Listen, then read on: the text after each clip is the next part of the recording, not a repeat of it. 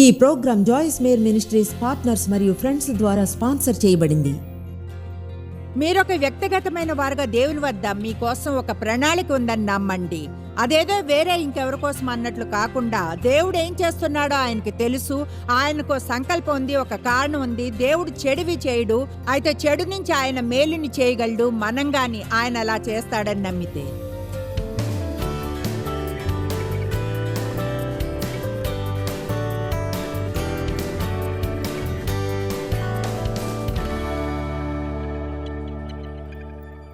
గాయపడుతున్నప్పుడు ఏం చేయాలో మీకు ఈరోజు చెబుతాను. అలాగే ఏం చేయకూడదో కూడా చెప్తాను. ఎందుకంటే నిజంగా గాయపడుతున్నప్పుడు ఎక్కువ క్రమశిక్షణ మరియు ఆత్మనిగ్రహం ఉండాలి.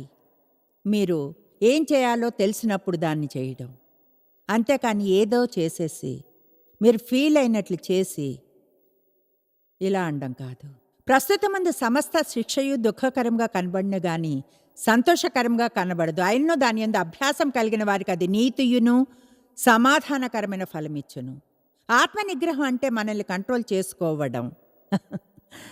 దేవుని సహాయం లేకుండా అలా చేయలేము. ఆయన ముందే అలా చేయడానికి మనకి కృపని ఇచ్చాడు. కనుక మీరు చేయవలసింది ఏమైనా వాక్యంలో చూసినప్పుడు కృప అక్కడ ఉంటుంది. చేయవలసిందంతా దాన్ని పొంది ఇలా అండమే, దేవా సహాయం చేయి.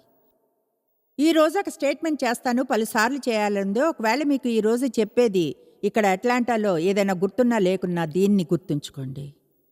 గాయపడుతున్నప్పుడు కానీ మీరు సరైంది చేస్తుంటే, అలా చాలా కాలం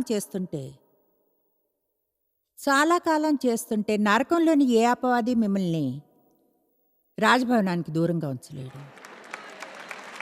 అయితే గాయపడేప్పుడు ఏది మంచో అది చేయడం నేర్చుకోవాలి. అది మనకింకా తప్పుగా అనిపిస్తున్నా మంచినే చేయడం ఎలానో తెలుసుకోవాలి. మంచివి మనకు జరగనప్పుడు మంచినే ఎలా చేయాలో తెలుసుకోవాలి. తెలుసా, కొన్నిసార్లు ఎవరైనా మన పట్ల మంచిగా ప్రవర్తించడానికి ముందు చాలా కాలం మనం వారి పట్ల మంచిగా ప్రవర్తించాలని. గాయపడేప్పుడు మంచిని చేయడం తెలుసుకోండి. నిజం చెప్పాలంటే ఈ విధంగా చెప్తాను, మనం గాయపడేప్పుడు మనం అసలు గాయపడనప్పుడు ఏం చేస్తామో అదే చేయాలి. మన జీవితంలో ప్రతిదీ సరిగ్గా మనం అనుకున్నట్లే జరుగుతున్నప్పుడు ఎలా ప్రవర్తిస్తామో అలానే ప్రవర్తించాలి. కమాన్ నా, మీరంత ఉత్సాహంగా లేరనుకుంటా. దానికి నేనేం చేయలేను, నిజంగా ఏం చేయలేను. మీరు చేయగలరు. అవును, చేయగలరు. ఏళ్ల క్రితం ఒక పాఠం నేర్చుకున్నాను. నిజంగా నేను కోరుకుంటే ఏం చేయగలనో ఏం చేయలేనో, ఆశ్చర్యంగా ఉంటుంది అనుకుంటే ఏం చేయగలమో. సంవత్సరాల క్రితం మా పిల్లలు చిన్నగా ఉన్నప్పుడు నేను ఇంకా గందరగోళంగా ఉండేదాన్ని. మా పిల్లలకు సంబంధం లేని విషయాలకు కూడా అప్సెట్ అయ్యేదాన్ని. అప్పుడు వాళ్ళు చేసే ప్రతి చిన్న పనికి విసిగిపోయేదాన్ని. వాళ్ళు ఏ చిన్న తప్పు చేసినా పిచ్చి కోపం వచ్చేది. గందరగోళం అంతా, క్లీన్ చేయండి, అది చేయండి, ఇది చేయండి, వెళ్ళండి ఇక్కడి నుంచి. ఆ తర్వాత నిజమే చెడుగా అనిపించేలా అనేదాన్ని. దీనికి ఏం చేయలేను, నిగ్రహం కోల్పోయి ఎన్నో సమస్యల్లో పడేదాన్ని. దానికి నేనేం చేయలేను. ఒకరోజంటే నిజంగా దేవుడు నాకు దర్శనాన్ని ఇచ్చాడు.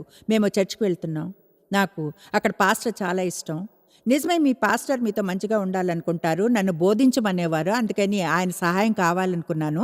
ఎందుకంటే నా కోసం ఆయన కొన్ని ద్వారాలను తెరిచే శక్తి ఉంది. అయితే అప్పుడే నాకు పిల్లల మీద కోపం రావడం, దర్శనం కలగడం, పాస్టర్ డోర్ బెల్ని మోగించడం.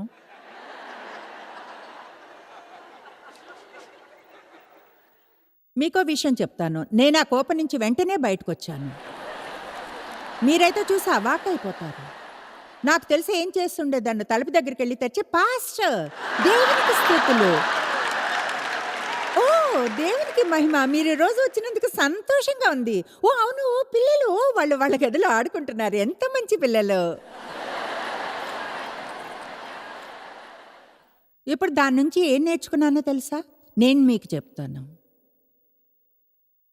మనం ఇంప్రెస్ చేయాలి అనుకునేవారు కానీ మన ఎదుట ఎప్పుడైనా ఉంటే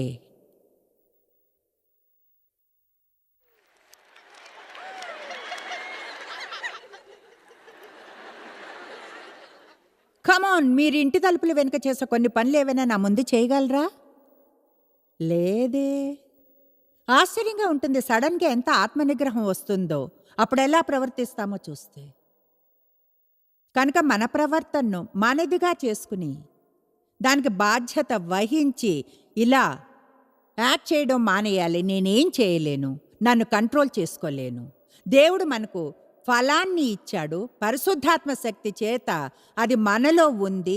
మనకు ఆత్మ నిగ్రహపు ఫలం ఉన్నది. మనం నిజంగా కోరుకుంటే దానిలో నడవగలం. మనం జాగ్రత్తగా కానీ లేకుంటే బాధ మన ప్రవర్తనపై అధికారం చేస్తుంది. కనుక ఇక్కడ ఓ 12 పాయింట్లు ఉన్నాయి. వాటిని మీ మీద వేయబోతున్న భారాన్ని మోయగలరు అనుకుంటా.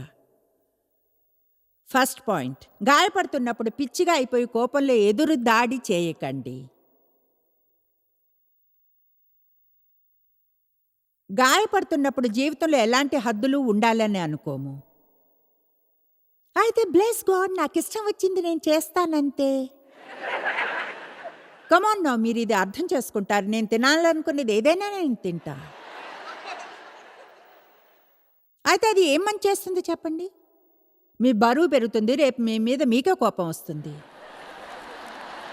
అంటే అపవాదం తిరిగి రప్పించడం కాదు, మీరు గుంటలోంచి బయటకు రావడానికి అది హెల్ప్ చేయదు, గుంటని ఇంకా లోతుగా తవ్వుతుంది. నాకు ఏం కావాలో అవన్నీ కొనుక్కుంటాను, ఇప్పుడే షాపింగ్కి వెళ్ళి నాకు నచ్చినవన్నీ కొనేస్తాను. నేను ఏం చెప్పాలనుకుంటే అది చెబుతాను, ఎలా ప్రవర్తించాలనుకుంటే అలా ప్రవర్తిస్తాను. అది ఎవరికి నచ్చకున్నా నాకు అనవసరం, ఎందుకంటే కోపంగా ఉన్నాను. కమాన్, అంగీకరిస్తారా? బాయ్, గాయపడుతున్నప్పుడు మన నోటిని కానీ అదుపులో పెట్టుకుంటే ఇప్పుడు ఎవరైనా బాధను ఫీల్ అవుతున్నారా? మనం గాయపడుతున్నప్పుడు కానీ ఈ నోటిని అదుపులో పెట్టుకుంటే, ఫీల్ అయినట్లు మాట్లాడకుండా దేవుడు మనం ఏం చెప్పాలనుకుంటాడో అది చెబితే కమాన్ గట్టిగా అరవండి. వావ్, ఓహో, కోపం వస్తుంది అని ఫీల్ అయినప్పుడు దానికి బదులుగా దేవునికి థ్యాంక్స్ చెప్పండి. దేనికైనా థ్యాంక్ యూ దేవా,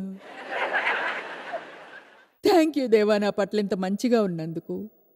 థ్యాంక్ యూ దేవా, నా నమ్మకాన్ని నీలో ఉంచగలిగినందుకు.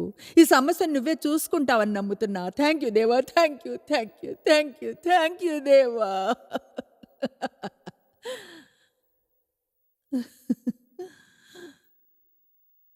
నంబర్ 2, వెనక్కి తగ్గి దాక్కుని ఒంటరిగా ఉండకండి. మీ మూతి ముడుచుకుని జాలిపాటి పెట్టుకుని తర్వాత నిరాశలోనికి వెళ్ళిపోకుండా. ఎందుకంటే గుంటలో ఉన్నారు, మరొక గుంటలో పడతారు. ఎన్నేళ్ళు నేను ఊరికే కూర్చుని నాపై నేను జాలిపడ్డాను. ఓ మై గాష్, ఎంత టైం వేస్ట్, ఎనర్జీ వేస్ట్. చివరికి దేవుడు అన్నాడు, ఒకటి జాలిగా ఉండు లేదా శక్తివంతంగా, అయితే ఒకేసారి రెండూ చేయలేవు అని. ఈరోజు దాన్ని మీతో పంచుకుంటాను. ఎప్పటికైనా మీరు ప్యాలెస్ వద్దకు వెళ్ళాలనుకుంటే మీపై మీరు జాలిపడ్డం మానివేయాలి. మనకు సహాయపడే వాటిల్లో ఒకటి ఈ భూమి మీద గాయపడేది మనం ఒక్కరే కాదన్న విషయాన్ని గుర్తించడం. నేను గ్యారంటీ ఇస్తాను, మీరు ఇప్పుడు దేన్ని అనుభవిస్తున్నా సరే మరొకరు ఎవరో మీరు అనుభవిస్తున్న దానికంటే హీనమైనదేదో అనుభవిస్తున్నారు అని. అంటే నిజంగా అదే అసలైన సత్యం. మీపై మీరు తెలుసుకోండి, జాలి పడితే ఏ మేలు జరగదు. నంబర్ 3, మీ జీవితంలోని గత పాపానికి దేవుడు మిమ్మల్ని శిక్షిస్తున్నాడని అబద్ధాన్ని నమ్మకండి. వావ్, అయితే 20 ఏళ్ల క్రితం నేను చేయించుకున్న అబార్షన్కే ఈ శిక్ష ఏమో. బహుశా గతంలో నేను వ్యభిచారిణిగా ఉన్నందుకే ఈ శిక్ష ఏమో. ఓ నాన్ సెన్స్, దేవుడు ఆ పనిలో ఉండనే ఉండడు. దేవుడు మనల్ని క్షమించినప్పుడు, మనం అడిగినప్పుడు ఆయన చేసేది అదే. బైబిల్ చెప్తుంది మన పాపాన్ని ఆయన గుర్తు ఉంచుకోడు అని. కనుక నేను గతంలో చెప్పినట్లుగా దేవుడు ముందే మర్చిపోయిన వాటిని గురించి మూలుగుతూ దేవుని వద్దకు వెళ్ళకండి. దేవుడు మర్చిపోయిన వాటిని గుర్తు చేసుకోవడం మాని అపవాదిని మీకు ఈ అబద్ధాన్ని చెప్పనివ్వకండి. దేవునికి నాపై కోపం ఉంది, అందుకే శిక్షిస్తున్నాడు. తెలుసా, నా జీవితంలో చేసిన తప్పుల నుంచి నేను ఎన్నడూ బయటపడలేను. నంబర్ 4, దేవుణ్ణి నిందించి ఆయనపై కోపం తెచ్చుకోకండి. తెలుసా, ఇది వింతగా అనిపించవచ్చునా? అయితే బహుశా కొంతమంది ఉన్నారు, మీరు ఈరోజు ఇక్కడికి వచ్చినా కూడా కొంచెంగా దేవుని మీద సందేహం ఉంది. కొంచెంగా మీరు ఒకలా ఎలా అనుకుంటారంటే, నాకు అసలు తెలీదు, నేను నమ్మలో వద్దో దేవా. మీకో విషయం చెప్తాను, మీరు కోరుకున్న ప్రతిదీ ఇవ్వడానికి దేవుణ్ణి నమ్మకూడదు. అయితే ఆయన మనసులో మీకోసం ఉన్న శ్రేష్టమైనది ఇస్తాడని ఆయన్ని నమ్మవచ్చు. మన నిరాశలనేవి దేవుడి నుంచి రావు. అవి మన నుంచి మనం కోరుకున్నది దేవుడు ఇవ్వాలనుకోవడం నుంచి వస్తాయి. మనం కోరుకున్నవి మనం పొందనప్పుడు దేవుని మీద కోపం వస్తుంది. ఎందుకంటే మన ప్లాన్ ప్రకారం ఆయన క్రియ చేయనందున. దేవుని మీద కోపం వద్దు. ఆయన ఒక్కడే మీకు హెల్ప్ చేయగలడు. మీ సమస్యల కొరకు దేవుని నిందించకండి. నంబర్ 5, గాయపడుతున్నప్పుడు వదిలివేసి బయటకొచ్చే మార్గం లేదు అనుకోకండి. ఎన్నడూ బయటకొచ్చే మార్గం లేదనుకోకండి. ఎందుకంటే యేసు అన్నాడు, నేనే మార్గము, సత్యము, జీవము అని. ఎవరూ నా ద్వారా కాకుండా తండ్రి వద్దకు చేరలేరు. నంబర్ 6, అన్యాయాన్ని ఊరికే ఉండి అంగీకరించకండి, ఎదుర్కోండి. అపవాది అసహించుకునే ఒక దాంతో దాన్ని ఎదుర్కోండి. ఇప్పుడు చెప్పేది వినండి. మీరు మధ్యలో ఉండి ఇక సహించలేము అన్నంత చెడుగా మీరు ఫీల్ అవుతుంటే, గాయపడినప్పుడు ఊరికే కూర్చుని మీపై మీరు జాలిపడుతూ చెడు వైఖరిని ఉంచుకోవడానికి బదులుగా మీకు వీలైనంత మంచిని మీకు వీలైనంత మంది ప్రజలకు మీరు వీలైనన్ని సార్లు చేస్తూ ఉండండి.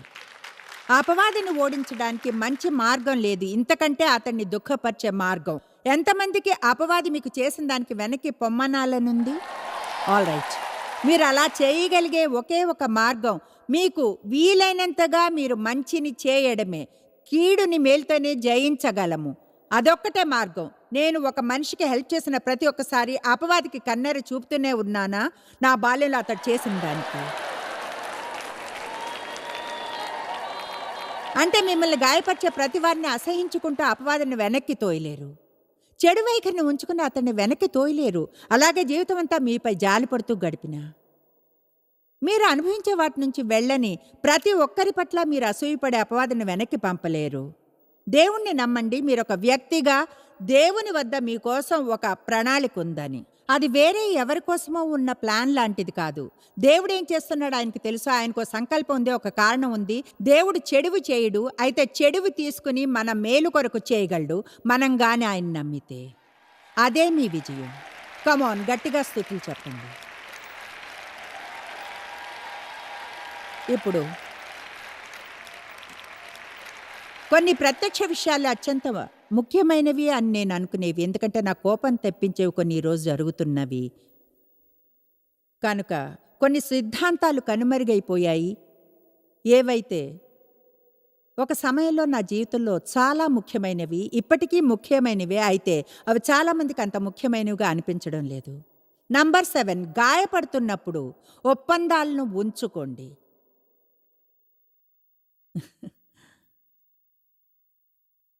మాటను నిలబెట్టుకోండి. మీరు ఏం చేస్తామని ప్రజలకు చెప్పారో అది చేయండి. చర్చిలో నర్సరీలో పనిచేస్తామని చెప్పి ఉంటే ఆ వారం మీకు బాగోలేకున్నా, నిద్రలేచి వెళ్ళాలని మీకు అనిపించుకున్నా అప్పుడే మీరు వెళ్ళవలసి ఉంటుంది. ఆ సమయంలోనే మీరు ఇలా అనాలి, ఏదేమైనా నా ఒప్పందాన్ని వదలను, వెళ్ళి నా మాట నిలబెట్టుకోవడానికి నేను అలా ఫీల్ కానవసరం లేదు. చేస్తామని చెప్పిన వాటిని చేయకుండా ఉండేవారిని చూసి చాలా విసిగేసింది. నేను మళ్ళీ ఫోన్ చేస్తాను, అయితే తిరిగి ఫోన్ చేయరు. ఓ నువ్వు నన్ను నమ్మవచ్చు, అయితే మళ్ళీ కనిపించరు. మీతో అపాయింట్మెంట్ తీసుకుంటారు. మీరు ఆఫీస్కి నుంచి సెలవు తీసుకుని ఇంటి వద్ద వారి కోసం వెయిట్ చేస్తారా, అయితే వాళ్ళు మాత్రం రారు, వాళ్ళ జాడే ఉండదు, ఫోన్ కూడా చేయరు. ఓ ఏదో పని పడింది. మీకు విషయం చెప్పనా, నిజంగా మన సమాజంలో ఈరోజు మనకున్న అతిపెద్ద సమస్యల్లో ఇది ఒకటి. తిరిగి మనం గౌరవం పొందాలి. మనం గౌరవమైన వారిలా ఉండాలి. మంచి కనుక చేయడానికి అది మంచి కనుక. అంతేకాని మనం ఏది మంచో అది చేయడానికి మనం మంచిది అనుకున్నందున చేయడం కాదు. అది మంచి కనుక మనం చేయాలి. మనం మేలు చేటి ఎందు విసుకక ఉందుము, అలయక మేలు చేసితిమేని తగిన కాలమందు పంట కోతము. గలతీ 6:9. మంచిని చేయడంలో ఎన్నడూ అలసిపోకండి. ఈరోజు మీరు ఒక నిర్ణయం తీసుకుంటారా, ఇప్పటి నుంచి మాట నిలబెట్టుకునే వారిలా ఉంటారని? మీరు చేతిని పైకి లేపడానికి ముందు ఏం చెప్పబోతున్నారో ఆలోచించుకోండి. ఇప్పుడు కొన్ని సమయాలుంటాయి మనం కొన్ని పనులు చేస్తామనేవి, అయితే చేయడం అంత అసాధ్యమైనవి. అప్పుడు కనీసం ఒక ఫోన్ చేసి వారికి చెప్పండి. ఎందుకు చేయలేదో ఏదో ఒక పిచ్చి సాకు చెప్పకండి. ఒకవేళ ఎలాగైనా చేయగలిగితే చేయండి. అయితే ఒకవేళ ఏమాత్రం చేయలేకపోయినా కనీసం తెలియచేయండి. మీకు చెప్తున్నాను. నన్ను క్షమించాల్సి ఉంటుంది. అయితే ఇలాంటి విషయాలంటే నాకు పిచ్చి కోపం. మాట నిలబెట్టుకోలేని వారితో డీల్ చేయడం అంటే సహించలేను. దేవుడు మాట నిలబెట్టుకుంటాడు. మాట మీద ఉంటాడు. అబద్ధాలు చెప్పడానికి మనిషి కాడు. దేవుడు గాని ఏదైనా చేస్తానంటే ఆయన దాన్ని తప్పక చేస్తాడు. మనం ప్రతినిధులుగా ఉంటాం. ఎవరైనా తమ మాట నిలబెట్టుకోవాలంటే క్రైస్తవులు మాట నిలబెట్టుకుని చేస్తామని చెప్పింది తప్పక చెయ్యాలి.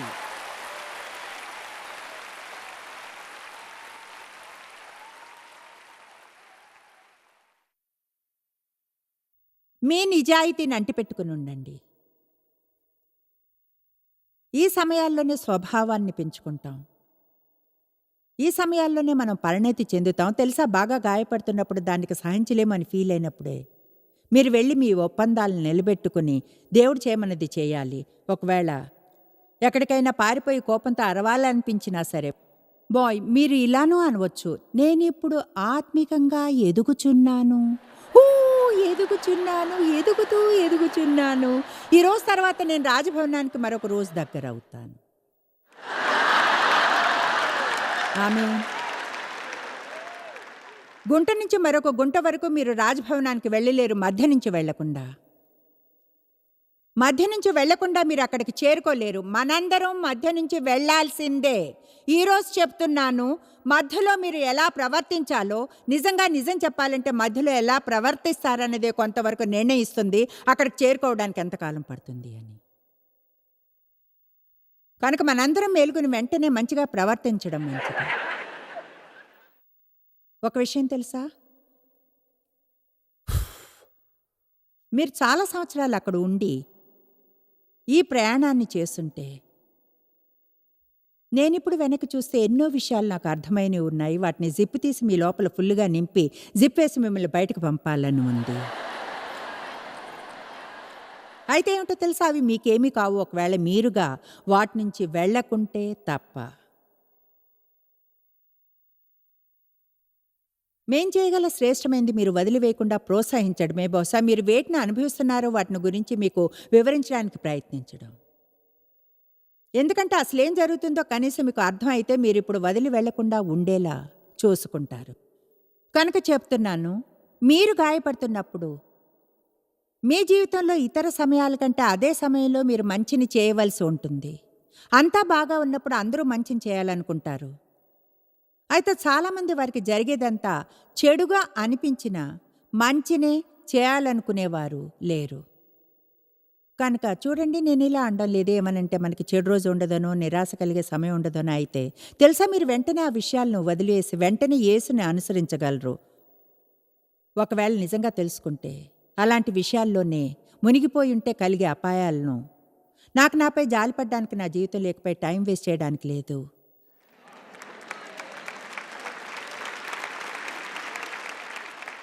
చూడండి, దానియేలు ఎంతో నిజాయితీగా ఉండే మనిషి. దేవునితో దేని గురించో అతడు ఒప్పందం చేసుకున్నాడు. రాజభవనంలోనికి అతన్ని తీసుకుని వచ్చినప్పుడు దేవునితో అతన్ని ఒప్పందానికి వ్యతిరేకంగా కొన్ని పనులు చేయమని ఆజ్ఞాపించినప్పుడు అతడు ధైర్యంగా, ఒకవేళ చేయకపోతే అతని ప్రాణాలే పోయి ఉండేవి, అయినా వెళ్ళి దేవునితో తన ఒప్పందాన్ని నిలబెట్టుకోవడానికి పర్మిషన్ పొందాడు. యోసేపు పోతేఫరు ఇంట్లో ఉన్నప్పుడు అతని భార్య అతనితో సెక్స్ చేయాలి అని అడిగింది. అతడు నిజాయితీగా ఉండి దేవుని మనిషిగా ఇలా అన్నాడు, లేదు నేను అలా చేయలేను, లేదు చేయను. అందువల్ల చెప్పేది వినండి, అతడు ఏది రైటో అది చేసినందున వెంటనే అతను ప్రతిఫలాన్ని పొందలేదు. చెప్పేది మీరు వినాలి. అతనికి వెంటనే ప్రతిఫలం రాలేదు. 13 సంవత్సరాలు జైలు శిక్ష వేశారు. మీరు అనుకోవచ్చు, అది మంచి పని కాదు, అది సరికాదు. ఏమిటో తెలుసా, దేవుడు అతన్ని సరిగ్గా ఎక్కడ ఉంచాలనుకున్నాడో అక్కడ ఒక కారణానికై ఉంచాడు. అది దేవునికే తెలుసు. అతడు జైల్లో ఉన్నప్పుడు అతడు ఒక బట్లర్ని, ఒక బేకర్ని కలిశాడు. వాళ్ళు ఒక కళ్ళ గురించి అడిగినప్పుడు అతడు చెప్పగలిగాడు, ఎందుకంటే అతడు దేవుడు మనిషి. తర్వాత వాళ్ళు తిరిగి రాజు వద్దకు వెళ్ళినప్పుడు వాళ్ళు యోసేపుని గురించి చాలా కాలం మర్చిపోయారు. అయితే తర్వాత రాజుకు ఒక కళను గురించి చెప్పవలసి వచ్చినప్పుడు వాళ్లకు గుర్తొచ్చింది యోసేపు కళను గురించి చెప్తాడని. అప్పుడు రాజు అతన్ని పిలిపించగా వచ్చాడు. మీకు తెలుసా, సరైన చోట సరైన సమయంలో ఉండడం. కొన్నిసార్లు మనం ఉన్న చోటు మనకు నచ్చదు. అయితే దేవుడు మనల్ని సరైన చోట సరైన సమయంలో సరైన కారణానికి ఉంచుతాడు. మనం ఇలా అనాలంటే, దేవా నిన్ను నమ్ముతాను. కమాన్ బాయ్, నేను ఎన్ని చోట్లను వెనక్కి తిరిగి చూస్తే అంటే నేనున్న ఆ పరిస్థితులను గురించి చెప్పలేను. అయితే వాటిలో ఒక పరిస్థితి అయితే, ఓ దేవా, అసహ్యం వేసింది, చాలా అసహ్యం. వచ్చిన ప్రతిరోజు పేగులు బయటకు వస్తున్నట్లే ఉండేది. అక్కడి నుంచి ఎంతగానో బయటపడాలనుకున్నాను. అయితే నాకు తెలుసు దేవుడింకా నన్ను విడుదల చేయలేదని. ఎందుకు దేవా, ఎందుకు? ఎప్పుడు దేవా, ఎప్పుడు? కమాన్. అయితే దేవుడు రెడీ అయినప్పుడు, దేవుడు సిద్ధంగా ఉన్నప్పుడు, వేరే విషయాలన్నీ సక్రమంగా ఉన్నాయి. అప్పుడు ఆయన నన్ను విడుదల చేశాడు. మాకు పనులన్నీ చాలా త్వరగా జరగడం మొదలైంది.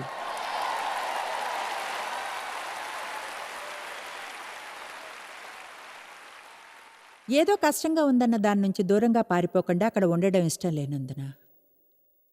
కీర్తనలు 91:2 ఆయనే నాకు ఆశ్రయము, నా కోట, నేను నమ్ముకొను నా దేవుడని నేను యెహోవాను గూర్చి చెప్పుచున్నాను. ఆయనే నాకు ఆశ్రయం. మీరు కష్టంలో ఉన్నప్పుడు దేవుని గురించి ఏం చెప్తారు? గట్టిగా ఇలా చెప్పండి, దేవా నిన్ను నమ్ముతున్నాను, నమ్ముతాను. బాగా గాయపడుతున్నాను, ఇకపై దీన్ని సహించలేననిపిస్తుంది. అయితే నిన్ను నమ్ముతున్నాను దేవా, నమ్ముతాను. యేసు శిలువ మీద వేళ్లాడుతున్నప్పటి స్థితిని గురించి బైబిల్ చెప్తుంది. అది 1 పేతురు 2:23 వ్రాయబడింది. న్యాయంగా తీర్పు తీర్చు దేవునికి తన్ను తాను అప్పగించుకొనెను. మా ఆఫీస్ గోడ మీద ఈ వచనాన్ని వ్రాయించి ఉంచాను.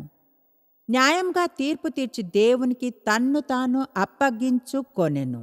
దేవుడు న్యాయంగా తీర్పునిస్తాడు. ఆయన న్యాయానికి దేవుడు. మనం కొన్నిసార్లు నిరుత్సాహంగా ఫీల్ అవుతాం, లేదా వదిలివేయాలన్నట్లుగా. అయితే ఒకవేళ మీరు అలాంటి వారైతే తెలుసుకోండి, దేవుడు ప్రతి పరిస్థితిలోనూ విశ్వాసంగా ఉంటాడని. అసలైతే రోమా 8:28 ప్రకారంగా మీరిప్పుడు ఏం అనుభవిస్తున్నా సరే దాన్ని మేలుగా చేయగలడు. కనుక అలా ఉన్న దేవుడు మీరు చేయాలనుకునే ఒకే ఒకటి నిర్ణయించుకోండి, ఏమిటంటే ఎన్నటికీ వదిలివేయము అని. ఎక్కువగా నేను ఇది చెప్పాను, బహుశా నాకు కలిగిన బలాల్లో అదొకటి. నాకు అర్థం కానివి ఎన్నో ఉండేవి. అలాగే ఎన్నో విషయాలు ఎంతగానో బాధ పెట్టాయి. నేనిక సహించలేను అనుకునేదాన్ని. అయితే వదిలివేయకూడదని తీర్మానించుకున్నాను. మీరు ఎన్నడూ తెలుసుకోలేనంతగా జాయిస్ మేరీ మినిస్ట్రీస్లో మీరు మాకెంతో ముఖ్యం. మిమ్మల్ని అభినందిస్తున్నాం. మా ప్రపంచవ్యాప్తపు మినిస్ట్రీ సాధ్యం అయ్యేలా చేసే మా ఫ్రెండ్స్ మరియు పార్ట్నర్స్ కి థ్యాంక్స్. అందరం కలిసి ఆకలిగొన్న వారికి భోజనం పెడుతున్నాం, బీదలకు బట్టలిస్తున్నాం, సువార్తను దేశాలకు చాటుతున్నాం. మమ్మల్ని కాంటాక్ట్ చేయండి లేదా joycemery.orgని ఈ రోజే విజిట్ చేయండి. మీ ప్రార్థన విన్నపాలను కొరకు, అలాగే మరిన్ని సాధనాలను గురించి తెలుసుకోండి. జాయిస్ మేరీ షెడ్యూల్ని చూసి భాగస్వామిలో భాగమవ్వండి, క్రీస్తు ప్రేమను ప్రపంచమంతటా పంచుకోవడానికి.